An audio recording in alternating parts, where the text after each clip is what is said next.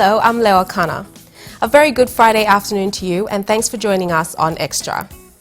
On the show today, we see fathers in NCD participate in the celebration of National Literacy Week through a Dads Read program, a special independent story on the growth of PNG over time, and we talk to Dr. Waine on afternoon tea. But first, PNG Games is an event that identifies the country's next big thing in sports and an avenue for most who can't be recognised in the wider sport arena. The PNG Games has grown from strength to strength and has produced some of PNG's popular athletes like Toya Whistle and Francis Kompan. It's an event that has been successfully staged since its inception in the year 2000, but this year it won't be held. Noreen Dada tells us why.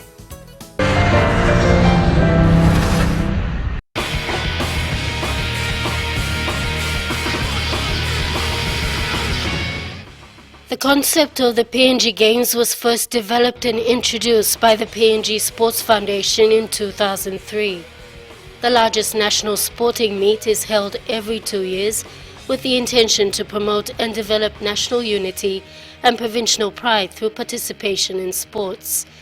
It's administered by the PNG Games Host Organising Committee and is governed by the PNG Games Charter.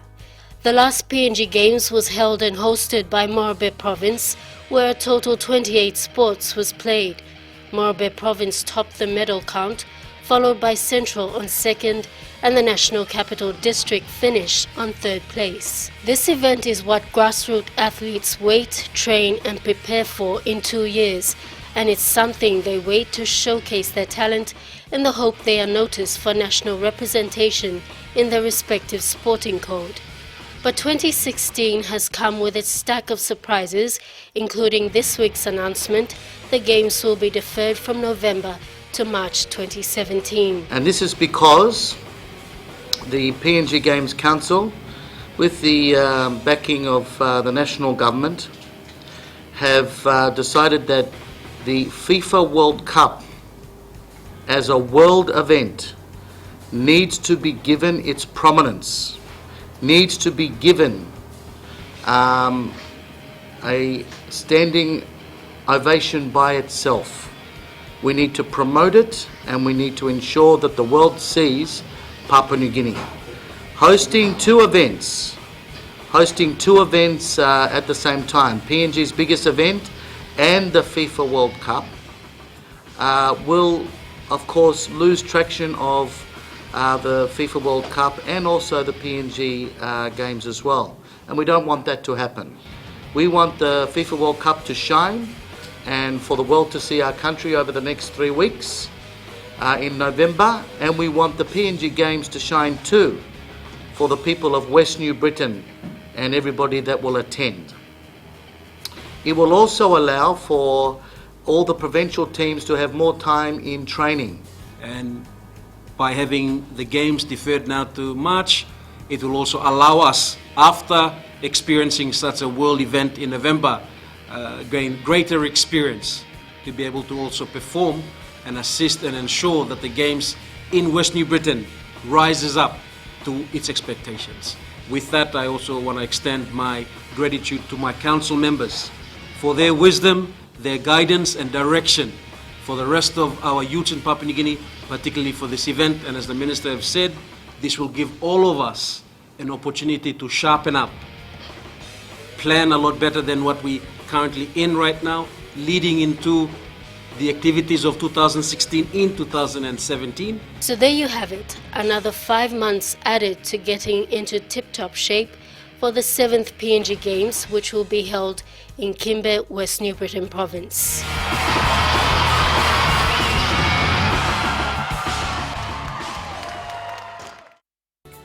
Thanks, Noreen, for that informative story. Next, it's always wonderful to see parents take time out to be with their children, helping improve their learning, all the while making it fun and exciting. That was exactly what happened during the Book Bilong Pikinini Dads Read program at the National Literacy Week at the Murray Barracks in Port Moresby. James Leah was there at the event. It's always wonderful to see parents take time out to be with their children, helping improve their learning, all the while making it fun and exciting. That was exactly what happened during the Book Belong PNG Dads Read program for Literacy Week at the Murray Barracks in Port Moresby. The theme for Literacy Week is Literacy is Everyone's Business.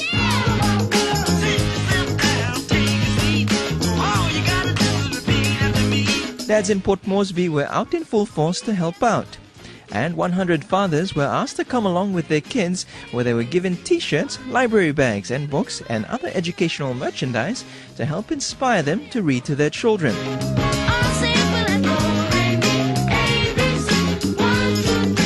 It was all part of Book Belong PNG seeking to create awareness of the importance of reading to children. This will help a child's lifelong capacity to learn. Sports figures that a lot of young people look up to also turned up to support the worthy cause. Everybody's favorite, the PNG Hunters, PNG Golden Fish, Ryan Pinney, former Kumul, Arnold Krewanti, and ex-Pukpuk, Cecil Devani. It was a great sight to see them on stage reading to the children. And by the looks of things, it was no surprise that they had loads of fun. I think it's good, like in the country, not all the dad they read to their children. So it's a good program they're starting. So I think if it reads every dad and like give them knowledge how to read to their children and make them to read, understand written and understand how to read at an early stage, and it'll help them in their schooling education career.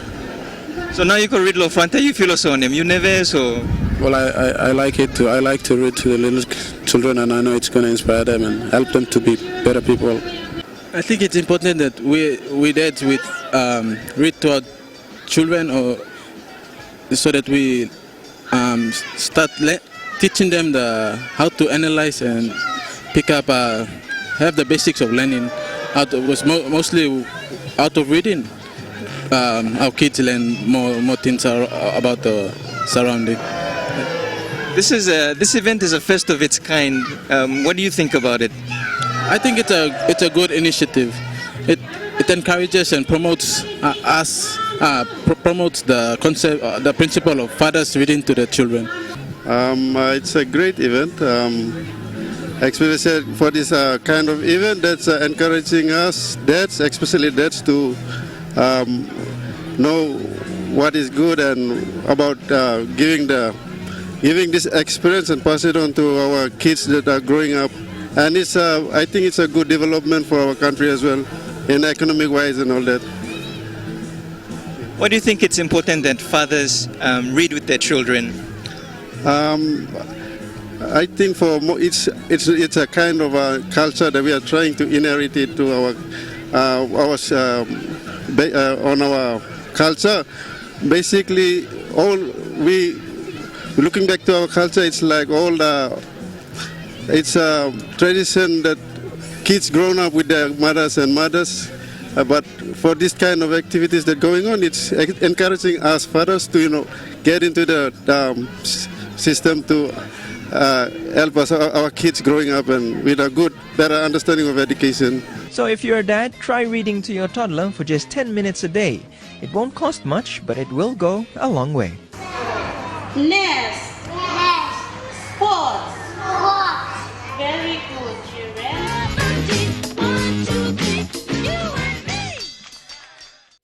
Thank you, James, for that wonderful story. Coming up after the break, we talk with Dr. Waine on Afternoon Tea.